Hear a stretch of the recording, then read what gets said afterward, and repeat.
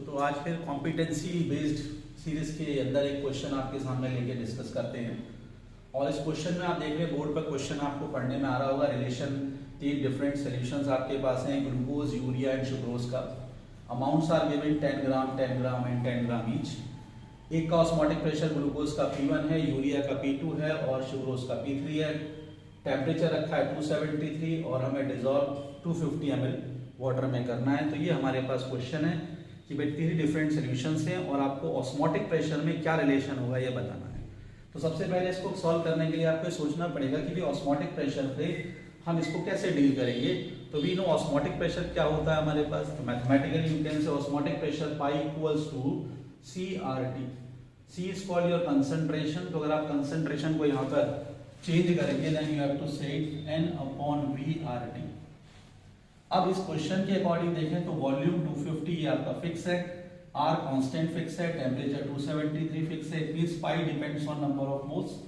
जिसका n change ज्यादा होगा उसका ऑस्मोटिक प्रेशर ज्यादा आएगा। It means for the answer of this problem we need number of moles for 3 different solutions. तो हमने क्या किया, हमने पहले सबसे पहले नंबर ऑफ मोल्स चेक किए। 10 gram glucose and the molar mass of glucose is 180। Now urea 10 gram urea and the molar mass is 60 and the sucrose 10 gram and molar mass is 342। अब एक तो ये तरीका है कि बच्चा क्या करेगा, इसको डिवीजन में लेके जाएगा। Again if you are in a competitive examination then you have to save your time also. तो वो इसको डिवाइड करेगा, टाइम लगाएगा, तो क्वेश्चन तो हो जाएगा। बट आप देख रहे हैं बिकॉज इनका जो न्यूमरेटर है इसमें जो वैल्यूज है वो तो कॉमन है 10 10 10।